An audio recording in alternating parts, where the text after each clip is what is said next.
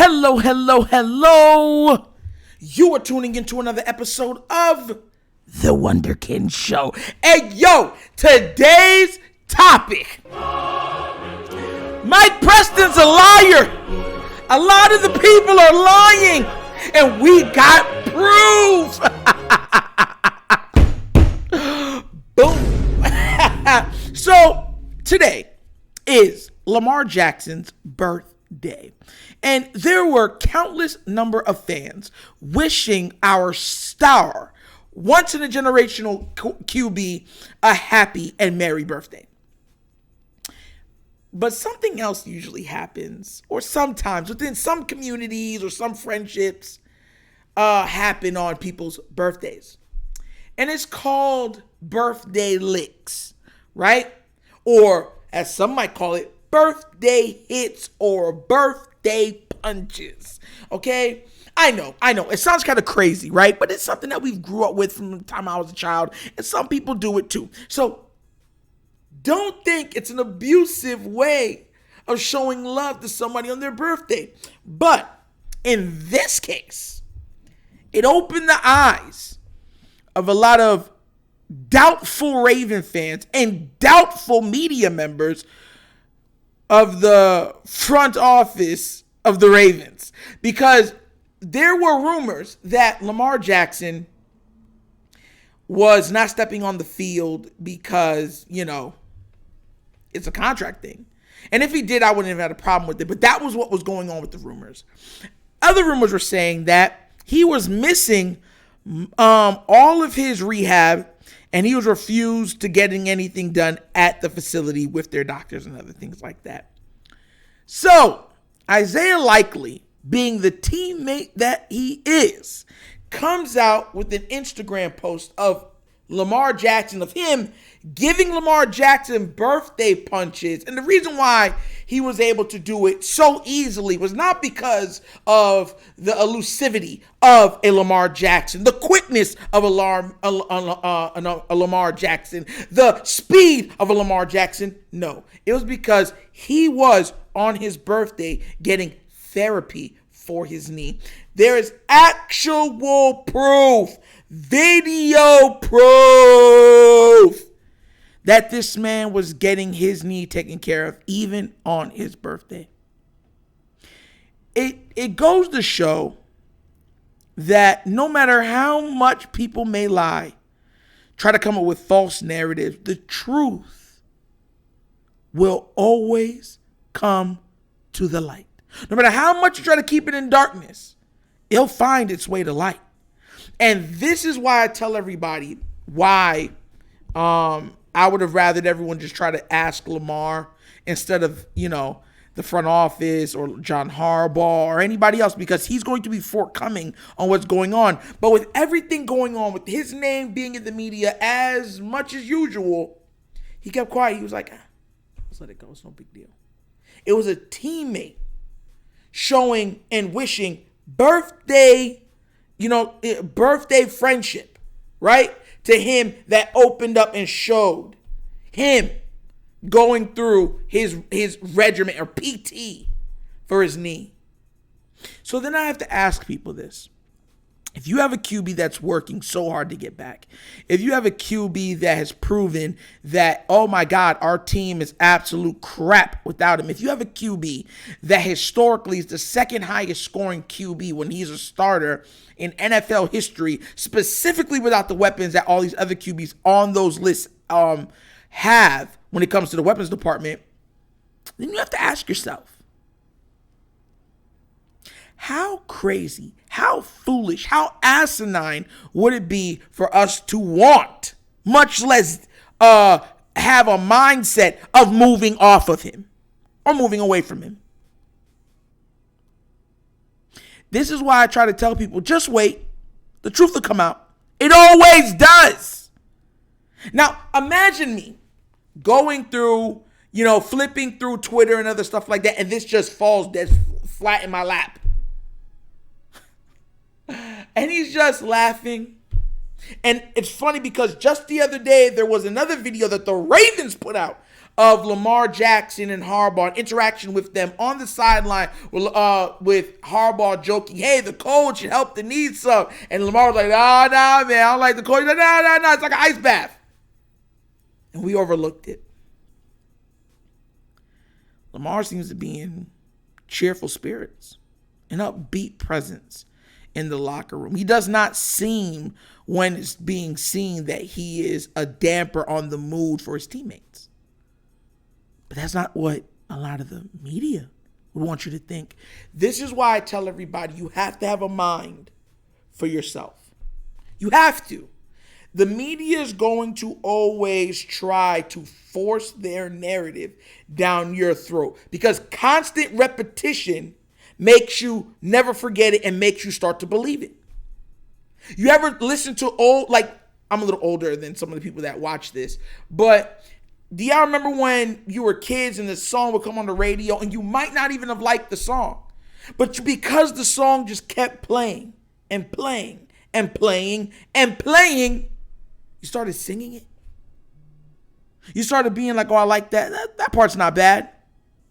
You started being like, if I'm having a party, play that song. It's a good song. Why do you think athletes practice the same thing over and over? Repetition allows the body and the mind to continuously be in that state of retainment. So when you're practicing, you retain what you're doing. And if you keep hearing something, you retain what you're hearing. That's why that old saying, hear no evil, see no evil. Because if you keep seeing it, you become desensitized to it. If you keep hearing it, you start believing it. And guess what's happening in Baltimore? All of you. Yo, where's it at? Yo, oh my God. Listen, this has gone beyond ridiculous at this point. Because if we're going to continue with this charade of what are we going to slander Lamar with this week, then, it's something that's never going to be fixed. This team has to do a better job of making sure that, he stays out of the headlines when it's not needed. Because as you've seen, it causes headaches for the head coach.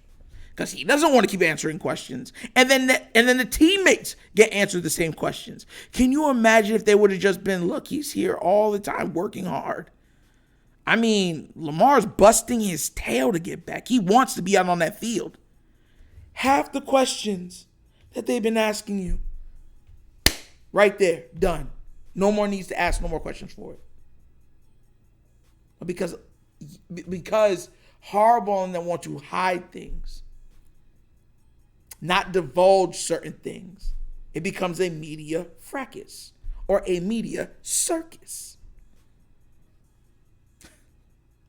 Well, I'm here to say on his birthday that Lamar Jackson seems to be in good health, good spirits, and is still working to get back on the field with his teammates.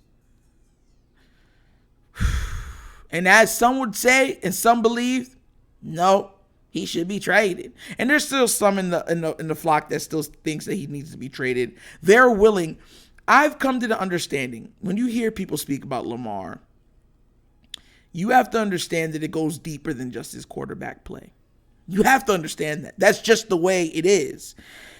He doesn't look, sound, or carry himself like a QB. And because of that, because of those things, people feel uncomfortable. He doesn't look like a QB. Let's get a QB that can throw better. Lamar's one of the best passers in the league. By almost every metric except for passing yards, he's one of the best passers in the league. And when you start throwing these numbers out in front of people, like, I watched the game, those numbers are lying. But they'll use the same different numbers to slander him. You know where I'm coming from? No matter what you do, they're not going to change their mind because it was changed. Their minds was already locked in as soon as he became the QB. Soon they're like, oh yeah, look at him. It's the way it's everything about him. He doesn't have an agent. He has his hair down in twists. He has a strong Southern drawl when he speaks. He's very candid. He's very joking. The way he runs, the way he moves, all these things factor into people just not believing, even on this team, that he's a good quarterback. So don't try to force anybody. Just don't, once they be like, oh, Lamar's not a good quarterback, we'll be better around him, just ignore them. Because they're willing. Listen, I came across somebody saying that we would be better off with Trent Dilfer. Trent Dilfer. Bruh. Trent Dilfer. That's how foolish some of these Raven fans are. So we have to understand that just don't force yourself. Just navigate away. Don't let them mess up your energy, your positive look on things. Because what they want, will never work. Because in their eyes, even though those quarterbacks were bad quarterbacks, they are a quarterback nonetheless. So even if Lamar leaves and let's say, God forbid, he leaves and this team goes on a downward spiral, even with all the information and we have quarterbacks playing bad, they would still say they're still better than Lamar. You know what it would take for these people, a lot of them, to change their narratives on Lamar, for Lamar to win like 2 Super Bowls? And only then would they change. And they wouldn't even fully change. What they would say is the Ravens are stupid to not be able to use a weapon like him properly. They wouldn't say we were wrong. They would just say, well, he's not a key, he's more of a weapon. Because people don't like to admit that they're wrong. That's human psychology. See what I'm saying? So don't ruin your day reading about other people's problems when it comes to this team. Don't. You keep your smiles. You keep your high spirit. And you keep moving forward, because Lamar Jackson is doing that. And if he continues on this path, I feel like he'll be back for the playoffs. And with him in the fold, as putrid as this offense has looked, that offense will still be able to average 28 a game, because that's he's been doing his entire career. And that's good enough to win a Super Bowl. And that was another episode of the Wunderkind Show. Yes, sir. Listen, man, you guys are amazing. You can be anywhere else in the world, but you're here with me, and you know I so appreciate it. Please do remember, for everybody new watching the content, like and subscribe. Hit the notification bell and leave a comment, right? I answer. We have good conversations. It's great, right? And if you would like to donate or contribute to the content or channel, right here at the bottom of the screen, you see a QR code, and in the description, it'll be for a Cash App for donations. # The Wunderkind Show. So once again, this is the Wunderkind Show signing off. This is your host Nitro, and you guys knows my slogan. Peace. 'Cause I'm out. Yep.